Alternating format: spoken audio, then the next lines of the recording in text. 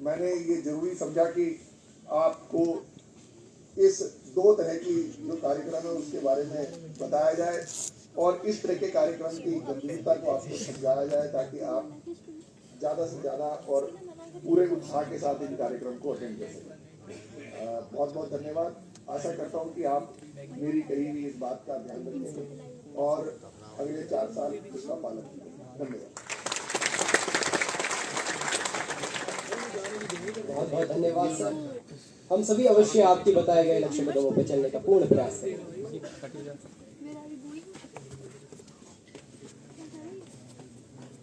हमारे बीच आज एक ऐसे व्यक्ति मौजूद हैं जिन्होंने न केवल व्यक्तिगत रूप से नाम कमाया है बल्कि समाज में अपनी पत्रिकाओं के द्वारा जागरूक करने का महत्वपूर्ण कार्य किया है। मैं बात कर रही हूँ हमारे मुख्य अतिथि सुरजीत दास गुप्ता जी की। अगर आपकी कार्यकारी जीवन की बात की जाए तो आप मुख्य संपादक हैं सिर्फ न्यूज के, उप संपादक माई नेशन के रहे, कार्यकारी संपादक हिंदुस्तान समाचार के, राष्ट्रीय कार्य संपादक स्वराज्य के, वरिष्ठ सहायक संपादक द पायनियर के और विज्ञान संवाददाता द स्टेट्समैन के। स्वच्छंद कार्यकर्ता के रूप में आप पत्रकार, अनुवादक, शोधकर्ता भी हैं। आपने अंग्रेजी, हिंदी, उर्दू, बंगाली, फ्रेंच, जर्मन, अरबी एवं पर्शियन भाषा में प्रवीणता प्राप्त कर रखी है। समय भाव के कारण आपके व्यक्तित्व के सभी पहलुओं को स्पर्श करना कठिन है, इसलिए मैं अपनी वाणी को विराम देते हुए माननीय सुरजीत दास गुप्ता जी को आमंत्रित करती हूँ।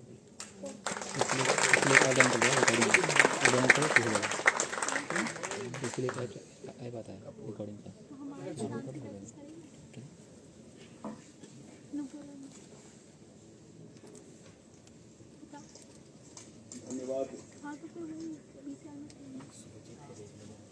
आदरणीय प्रोफेसर हेमचंद जैन जी, आदरणीय teacher incharge department of humanities and social sciences आदरणीय श्री हिमांशु राय जी, बीए प्रोग्राम एवं फर्स्ट ईयर के छात्रों छात्राओं, सभी अध्यापकों प्राध्यापकों, सभी को मेरा नमस्कार। इंडिक विषय पर जब आपने विमर्श रखा और सबसे पहले यह विषय जब मेरे सामने आया तो ये जो शब्द है इंडिक, ये पिछले कई वर्षों से मैं सुनता आया हूं और कई विचारकों से, चिंतकों से मैंने पूछा इससे आपका तात्पर्य क्या है। भारतीय क्यों नहीं कहते, धार्मिक क्यों नहीं कहते, इंडियन क्यों नहीं कहते, इंडिक क्यों कहते हैं। तो कुछ लोगों का ये कहना था कि जब आप इस युग का ध्यान रखते हैं कि आप इस युग में हैं, टेक्नोलॉजी के युग में हैं, जब आप कोई लैपटॉप खरीदते हैं, अगर विंडोज का लैपटॉप है तो उसमें जो लैंग्वेज सिलेक्शन होता है उसमें इंडिक लैंग्वेजेस आते हैं, इंडियन लैंग्वेज नहीं आता लिखा हुआ। तो कुछ ने कहा कि वहां से उनको प्रेरणा मिली कि ये शब्द इंडिक रखा जाए। कुछ जो और धार्मिक प्रवृत्ति के थे उन्होंने कहा कि इंडियन शब्द अपने आप में एक डिस्टॉर्शन है, क्योंकि हम इंडिया तो कभी थे ही नहीं, हम तो भारत थे। और इस बात को भी ध्यान में रखा जाता है कि यदि हम इंडिया को पूरी तरह से नकार दें, केवल भारत को रखें, तो विश्व पटल पर जहां पर हमारी पहचान बतौर इंडिया की बनी हुई है वहां थोड़ा भ्रम फैल सकता है। इसलिए शब्द को पूरी तरह से न नकार कर उसका एक अंश लिया जाए और इंडिक से यह अर्थ निकाला जाए कि यह भारत संबंधित है, रिलेटेड टू इंडिया, इंडिक। अब मुझसे कहा गया कि इंडिक भावनाओं को जागृत करने के लिए जो आवश्यकताएं होती हैं उसमें एक प्रमुख भाग धर्म का तो है ही, इतिहास का भी है। और अगर इन दोनों को आप अलग कर देते हैं, पृथक कर देते हैं, तो वो भावनाएं अक्सर समन्वय, आपसी समन्वय स्थापित नहीं कर पाती। इससे कभी कभार आपको ये भी लग सकता है कि धर्म और विज्ञान के बीच में संघर्ष है, मतभेद है, और मतैक्य नहीं है, मतानैक्य है। लेकिन ऐसा नहीं है। यदि आप केवल शाब्दिक अर्थ पे जाएं तो वेद शब्द का अर्थ ही साइंस है। जैसे आयुर्वेद अर्थात लाइफ साइंस। इस प्रकार से वेद यानी केवल ऋग्वेद, यजुर्वेद, सामवेद, अथर्ववेद नहीं, बल्कि वेद शब्द का प्रयोग एज साइंस किया जाता था। तो शास्त्र भी कहा जाता था, वेद भी कहा जाता था। और हमारे यहाँ जो प्राचीन शिक्षा व्यवस्था थी, वो पाश्चात्य की शिक्षा व्यवस्था जिसका हम आज अनुसरण कर रहे हैं, उसकी तरह साइलोज में या म्यूचुअली इम्परमिएबल मेम्ब्रेन्स में बटी हुई नहीं थी। ये अच्छी बात है कि धीरे धीरे हमारे जितने भी एजुकेशन की अथॉरिटीज हैं वो भी इस बात को समझ रहे हैं। जैसे कि मैं आपको बता देता हूं कि कैसे ये संभव नहीं है। विज्ञान के क्षेत्र की अगर हम बात करें, अगर आयुर्विज्ञान की बात करें, तो उसमें रेडियोलॉजी भी आता है। जो व्यक्ति एक्सरे मशीन को हैंडल कर रहा है, अल्ट्रासोनोग्राफी कर रहा है, ईसीजी कर रहा है, क्या वो फिजिक्स की सहायता नहीं ले रहा? क्या वो केवल बायोलॉजी की सहायता ले रहा है? तो फिर ऐसा क्यों कि हमारे जो छात्र फिजिक्स में स्ट्रांग होते हैं वो बायोलॉजी में कमजोर होते हैं, या बायोलॉजी में स्ट्रांग होते हैं तो फिजिक्स में कमजोर हो जाते हैं? तो समन्वय कहां स्थापित हो रहा है? यदि आप मानेसर में एक संस्था है NBRC, national brain research centre, वहां कभी जाने का आपको अवसर प्राप्त हुआ, वहां जाकर आप देखेंगे कितनी बखूबी से जो बायोलॉजी के महारथी हैं, जो फिजिक्स के महारथी हैं, जो रसायन शास्त्र केमिस्ट्री के महारथी हैं, क्योंकि बायोलॉजी में बायोकेमिस्ट्री की भी आवश्यकता होती है, वो आपस में कैसे समन्वय स्थापित करके काम करते हैं। इसी प्रकार जब हमारे यहाँ प्राचीन गुरुकुल व्यवस्था थी, तो गुरु ये नहीं कहते थे कि अब जो मैं तुमसे कहने वाला हूं ये फिजिक्स का हिस्सा है, या फिर अब जो मैं कहने वाला हूं ये हिस्ट्री का हिस्सा है। तो एक समन्वय स्थापित होता था और सर्वांगीण विकास में, जिसका प्रिंसिपल्स आप उल्लेख कर रहे थे, उसमें ये सहायक सिद्ध होता था। और छात्रों को कभी भी ये अवधारणा नहीं दी जाती थी कि यदि आप एक विषय में सशक्त हैं तो दूसरे विषय में आप कमजोर होंगे। ये धारणा इस सेग्रीगेशन की वजह से हुई, क्योंकि हमारा जो अप्रोच होता है बिल्कुल बचपन से ही, मान लीजिए कि आप बिल्कुल छोटे से बच्चे हैं और शिक्षा जगत से आपका परिचय करवाया जा रहा है, आपके माता पिता परिचय करवा रहे हैं, वो दोनों भी मानव हैं, तो उनमें कुछ शक्तियां हैं, कुछ उनके ड्रॉबैक्स हैं, कुछ शॉर्टकमिंग्स हैं। अब दोनों में से जो गणित में कमजोर है, वो अगर आपको गणित इंट्रोड्यूस करके दें तो आजीवन के लिए आपका गणित कमजोर रहेगा। इसी प्रकार से उनमें से अगर कोई भाषा में पारंगत नहीं है और वो आपको भाषा से इंट्रोड्यूस कराएं, तो आपकी भाषा शैली हमेशा से कमजोर रहेगी। इसलिए अप्रोच बहुत आवश्यक है। अप्रोच की बात करते हुए हम अगले स्तर पे आते हैं, अगले पड़ाव पे आते हैं, स्कूल। और ये मैं समझता हूं यहां हमें सर्वाधिक कार्य करने की आवश्यकता है, क्योंकि जब हम इतिहास की बात करते हैं और जिस इतिहास की अवधारणा लेकर हम कॉलेज से होते हुए, यूनिवर्सिटी से होते हुए आगे बढ़ जाते हैं, लेकिन वो तमाम लोग जो इतिहास लेकर कक्षा 11वीं 12वीं कॉलेज एवं यूनिवर्सिटी में नहीं पढ़ते, क्या वो बाकी जीवन इतिहास की कुछ गलत धारणाओं को मन में बसाए हुए और भी आगे उस भ्रम को नहीं फैलाते? और इसमें कितनी बड़ी समस्या, कितनी बड़ी चुनौती आती है। देखिए, मेरा बच्चा जब क्लास 7 में पढ़ता था, उसको पढ़ाया गया इतिहास में आर्यन इन्वेजन थियरी। मुझे पता है वो थियरी गलत है, लेकिन बच्चा जब घर पे आता है, मैं अगर उसे कहता हूं कि तुमने जो स्कूल में पढ़ा है वो गलत है, और मेरी बात मानकर अगर वो मेरे कहे अनुसार इतिहास के प्रश्नों का उत्तर देता है तो वो फेल हो जाएगा, क्योंकि बोर्ड की तरफ से उसे मान्यता प्राप्त नहीं है। और अगर वो बोर्ड की मान लेता है, अगर वो व्यावहारिक होता है कि सत्य कोई भी हो, मुझे तो एग्जाम पास करना है, तो फिर आजीवन वो उस झूठ को केवल मानेगा ही नहीं और लोगों को भी मनवाएगा। इसमें कितनी समस्याएं आती है आप देखिए, और ये समस्या कोई हिंदू मुस्लिम क्रिश्चियन समस्या नहीं है, ये विश्व भर में व्याप्त समस्या है। और किस तरह से दोनों में संबंध है मैं आपको बताता हूं।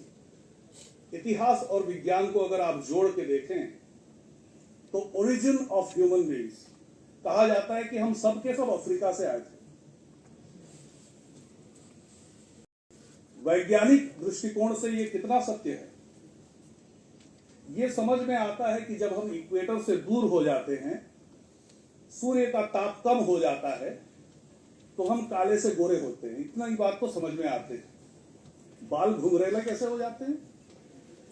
आपने देखा होगा कि अफ्रीकी मूल के जो लोग हैं उनके बाल घुंघरेले होते हैं, सर के साथ चिपके हुए होते हैं। तो बालों का प्रकार कैसे बदल गया, ये क्या इतिहास समझा सकता है? हमारे चेहरे का जो आकार है, हमारे स्कल का जो शेप है, खोपड़ी का जो शेप है, वो कैसे बदल गया? इसी प्रकार से यदि आप भारत के इतिहास में आए तो कहते हैं कि हम लोग सेंट्रल एशिया से आए हुए हैं। अगर हम सेंट्रल एशिया से आए हुए हैं तो उज़्बेक, कजाक, किर्गिज के जैसे दिखते क्यों नहीं है? केवल ऐसा नहीं है कि वो अधिक गोरे हैं और हम थोड़े से सांवले हैं। पूरा का पूरा अगर आप डीएनए स्टडी भी करें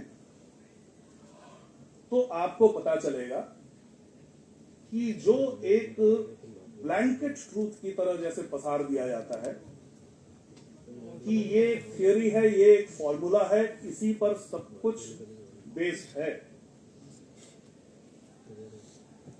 जबकि इसी बात को जब आप विज्ञान में ले जाते हैं तो आपको पता चलता है कि अलग अलग मूल के लोग अलग अलग जगहों से आए, और इस वजह से जापानी, चीनी, म्यांमार के लोग, इंडोनेशिया के लोग, इनका मूल एक है।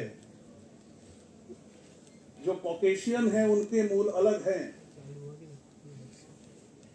जो नीग्रॉइड हैं, नीग्रो नहीं कह रहा हूं, नीग्रो प्रतिबंधित शब्द है, मैं नीग्रॉइड कह रहा हूं।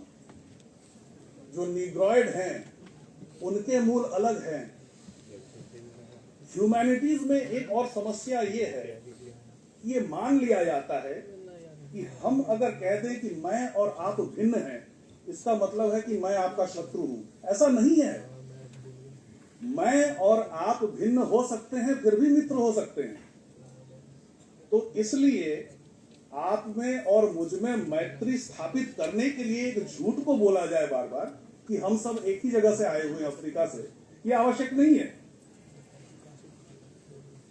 आप में से कोई, आप में से किसी का एंसेस्टर साइबेरिया से आया हुआ होगा और आप में से किसी का एंसेस्टर नाइजीरिया से आया हुआ होगा, फिर भी आप आपस में मैत्री स्थापित कर सकते हैं। क्यों नहीं कर सकते?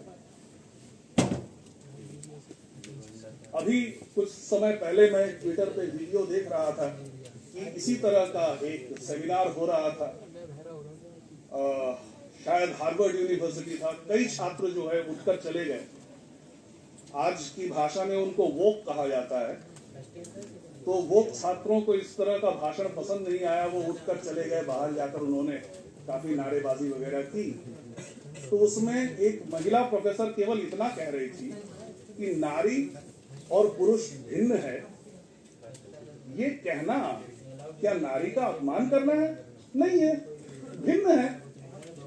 भिन्न है का मतलब ये नहीं है कि उत्कृष्ट है या निकृष्ट है। भिन्न है, बस अलग है। उनका शारीरिक संरचना उनकी अलग है, और इसलिए कुछ चीजें कुछ ऐसे जो आप देखेंगे कि जैसे स्पोर्ट्स, क्रीड़ा, स्पोर्ट्स में आप देखेंगे कि लॉन टेनिस, पुरुषों का लॉन टेनिस मैच होता है तो 5 सेट का होता है, महिलाओं का होता है तो 3 सेट का होता है। अब महिलाएं अगर कहने लगे और पूरे विश्व भर की महिलाएं कहें कि नहीं हम बराबरी करना चाहते हैं, हमारा भी लॉन टेनिस का मैच 5 सेट का होना चाहिए, तो होगा। ये उन पर निर्भर करता है जिनके विषय में बात हो रही है, जिस वर्ग के विषय में बात हो रही है, उस वर्ग के लोग जो चाहते हैं वो किया जाएगा। खैर वापस इतिहास में आते हैं, तो ये तो हो गई हमारी मूल की बात कि हम कहां से आए। क्या पूरे विश्व के लोग अफ्रीका से आए, क्या भारत के सभी लोग उज्बेकिस्तान से आए, या किर्गिजिस्तान, कजाकिस्तान, ताजिकिस्तान से आए, ये एक विवाद का विषय है। इसके बाद अगला विवाद का विषय है जब से इन्वेजन शुरू होता है। लेकिन उसमें आने से पहले मैं आपसे केवल समस्या साझा नहीं करना चाहता, समाधान भी साझा करना चाहता हूं। समस्या का मैंने उल्लेख किया, इसका समाधान पिछले 7-8 वर्षों से जब से नई सरकार आई है, एक समाधान तो ये निकला कि जो एजुकेशन के अथॉरिटीज हैं उनको बदल दिया जाए। वहां एक विशेष प्रकार की विचारधारा के मानने वाले के लोग बैठे हुए हैं, तो उनको बदलकर अपनी विचारधारा के लोगों को बिठा दिया जाए। इस अप्रोच में एक त्रुटि है। आपकी सरकार हमेशा तो रहेगी नहीं, किसी दिन उनकी सरकार वापस आएगी, वो फिर अपने लोगों को बिठा देंगे। तो क्या हमारे जो एक के बाद एक जो हमारी पीढ़ी आ रही है भिन्न भिन्न प्रकार की शिक्षा प्राप्त करेगी? मतलब एक ऐसा समय आएगा कि एक दादा अपने पोते से कह रहा है और उन्हें दोनों में बहस हो रही है, क्योंकि दोनों अलग अलग एजुकेशन सिस्टम के प्रोडक्ट हैं। एक इसे सच कह रहा है, दूसरा कुछ और सच कह रहा है, और पूरे देश का अगर हम हिसाब लें तो पता ही नहीं कि सच क्या है। इसका उपाय ये है, और ये भी ह्यूमैनिटीज ने ही हमें उपाय बताया। जिस प्रकार से, अगर आपने लंदन स्कूल ऑफ इकोनॉमिक्स की बात सुनी होगी, तो लंदन स्कूल ऑफ इकोनॉमिक्स में बीएससी इन इकोनॉमिक्स होता है, बीए इन इकोनॉमिक्स नहीं होता। तो क्या बीएससी इन हिस्ट्री नहीं हो सकता? अगर बीएससी इन इकोनॉमिक्स हो सकता है तो क्या बीएससी इन हिस्ट्री नहीं हो सकता? तो प्रश्न ये उठता है कि बीए इन हिस्ट्री और बीएससी इन हिस्ट्री में अंतर क्या होगा? अंतर ये होगा कि जो बीएससी इन हिस्ट्री पढ़ेंगे वो आर्कियोलॉजी पढ़ेंगे, वो पैलेंटोलॉजी पढ़ेंगे, वो एंथ्रोपोलॉजी पढ़ेंगे, जो हिस्ट्री के लोग नहीं पढ़ते हैं, एज एन एक्सपर्ट तो कम से कम नहीं पढ़ते। और उसमें जो स्टेम यानी पीसीएम के जो छात्र होंगे वो एलिजिबल होंगे कि अगर क्लास 12 में फिजिक्स, केमिस्ट्री, मैथ्स आपका था, खासकर अगर आपके पास केमिस्ट्री का ज्ञान है, फिजिक्स का ज्ञान है, तो आप कार्बन डेटिंग का भी ज्ञान रख सकते हैं। तो कोई वस्तु हमें इतिहास में मिली, वो वस्तु कितनी पुरानी है, इसके लिए आपको आर्कियोलॉजी की आवश्यकता पड़ेगी। आपको किसी जानवर के अवशेष मिले जो जानवर अब लुप्त हो चुके हैं, मान लीजिए मैमथ, जिनको कहा जाता है कि हाथी जो हैं उनके पहले मैमथ हुआ करते थे, या सेबर टूथ टाइगर नहीं है। उसके लिए आपको, हम क्यों अपने बच्चों को नहीं पढ़ाते कि आजकल जो मॉडर्न पीरियोडिक टेबल पढ़ाया जाता है उससे पहले मेंडलीव्स टेबल भी था। वैज्ञानिकों ने ऐसा क्या देखा जिसमें उनको लगा कि जिस प्रकार से एलिमेंट्स को सजाया जाता है वो मेंडलीव ने सही काम नहीं किया। उसका आधार एटॉमिक मास नहीं होना चाहिए, एटॉमिक नंबर होना चाहिए। क्यों लगा, कैसे लगा, ये हमें मुश्किल से 1 या 2 पैराग्राफ में निपटा दिया जाता है स्कूल में, जबकि एक बहुत लंबा इतिहास है। आपको जानकर हैरत होगी, पाइथागोरस फला विजयी हुआ, फला पराजित हुआ। तो वो आपको 24 घंटे का टाइम देता है विकिपीडिया का अथॉरिटी जो है, कि इसको आप 24 घंटे के अंदर प्रमाणित कीजिए। अगर आप नहीं कर पाते हैं तो 24 घंटे के बाद वहां पर ब्रैकेट में लिखा हुआ आता है साइटेशंस नीडेड। उसके बाद भी होता है कि आने वाले युग में टीचर एक गाइड की भूमिका निभाए, न कि एक ऐसे व्यक्ति की भूमिका निभाए जो कि आपका दायरा बांध दे कि इसके बाहर आप नहीं जा सकते। उस दायरे का नाम होता है सिलेबस। क्योंकि ज्ञान का तो कोई अंत ही नहीं है। आप कैसे ये कह सकते हैं कि अगर आप राजपूत राजाओं के बारे में पढ़ रहे हैं तो इन 5 राजाओं के बारे में पढ़िए, बाकी आउट ऑफ सिलेबस है। अगर मुझे इंटरेस्टिंग लग रहा तो मैं तो पढ़ता ही चला जाऊंगा,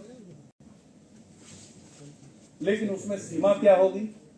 और एक और प्रकार की सीमा होगी कि कौन सा वेबसाइट सही कह रहा है, कौन सा वेबसाइट गलत कह रहा है। तो उसमें हमेशा आपको साइटेशंस पे भरोसा करना पड़ेगा। टीचर का रोल ये होगा कि वो बता दे कि कोई भी कुछ भी दावा करे, क्या वो प्रमाणित कर पा रहा है उस दावे को। इस तरह से बहुत सारी ऐसी बातें बाहर आएंगी। कई बार यह बहस होती है कि 8वीं शताब्दी और 13वीं शताब्दी, 5 शताब्दियों तक हम युद्ध लड़ते, हम हमेशा हारते रहे। तो जिन मजहबों का विस्तार पूर्व की तरफ हुआ, आपने देखा होगा कि ईसाइयत का विस्तार पश्चिम की तरफ हुआ। आज के लैटिन अमेरिका को देखकर कोई कह नहीं सकता कि अयान सभ्यता कैसी हुआ करती थी, मायन सभ्यता कैसी हुआ करती थी, आस्टेक सभ्यता कैसी हुआ करती थी। मिट गए, वो सब विलुप्त हो गए। हिंदू विलुप्त क्यों नहीं हुए? अगर हम पराजित हुए तो हमें तो विलुप्त हो जाना चाहिए था। इस ऑडिटोरियम में जितने हम बैठे हैं, हम सबको मुसलमान होना चाहिए था। ऐसा क्यों नहीं हुआ? अगर हम सारे के सारे युद्ध हारते ही रहे, ऐसा क्यों है कि भारत से और पूर्व की ओर आप जाइए तो इस्लाम का विस्तार बिखर जाता है। आपको इंडोनेशिया, मलेशिया में मिलता है, लेकिन थाईलैंड में नहीं मिलता, सिंगापुर में नहीं मिलता, म्यांमार में नहीं मिलता, वियतनाम में नहीं मिलता, आसियान कंट्रीज में नहीं मिलता अभी तक। उत्तर की तरफ जाइए, जापान में नहीं मिलता, चीन में नहीं मिलता। मतलब यहां प्रतिरोध हुआ। उसके बाद हमें बताया जाता है कि मुगल जब चले गए तो उसके बाद अंग्रेज आ गए।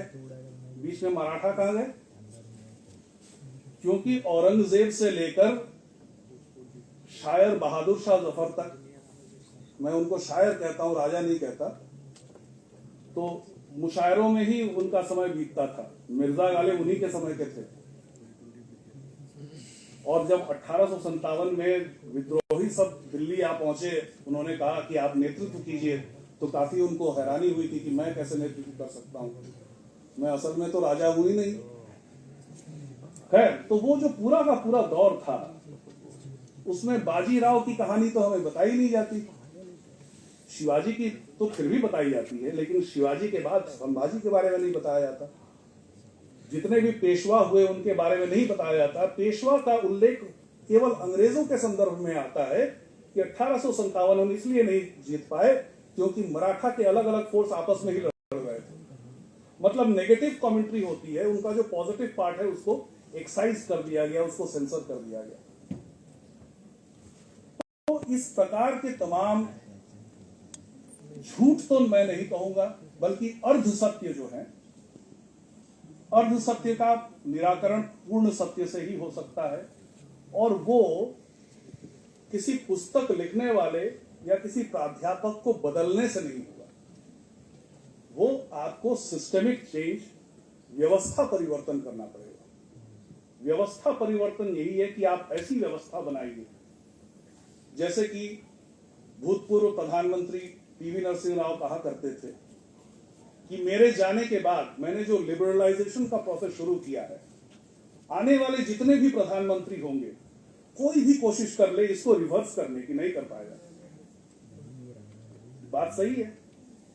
उसके बाद कई सरकारें आई, कुछ ने कोशिश भी की, एक समय तो ऐसा लगा कि मनमोहन सिंह जब प्रधानमंत्री थे तो 1991 से 96 तक उन्होंने बतौर वित्त मंत्री जो रहे, ये समाधान है। और वैज्ञानिक अप्रोच हो आपका, क्योंकि विचारधारा की लड़ाई का कोई अंत नहीं है। जो वामपंथी है उनको कुछ सच लगता है, जो दक्षिणपंथी है उनको कुछ और सच लगता है, और इस विवाद का अंत कहीं नहीं हो सकता जब तक इसमें विज्ञान हस्तक्षेप न करे। आपको normal history studies, historical studies ये कभी नहीं बताएगा कि हमारा मूल क्या है, लेकिन साइंटिफिक हिस्टोरिकल स्टडीज आपको ये बता सकता है। इसी कथन के साथ मैं अपनी वाणी को विराम देता हूं। आप सभी ने धैर्यपूर्वक मेरी बातों को सुना, इसके लिए आप सभी का बहुत बहुत धन्यवाद।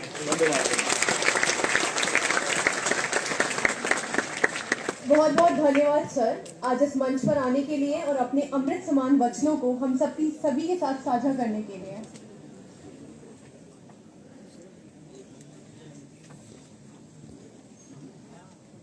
कार्यक्रम को गति देते हुए मैं हमारे कन्वीनर प्रोफेसर हिमांशु राय जी को मंच पर आमंत्रित करना चाहूंगा। Sir please.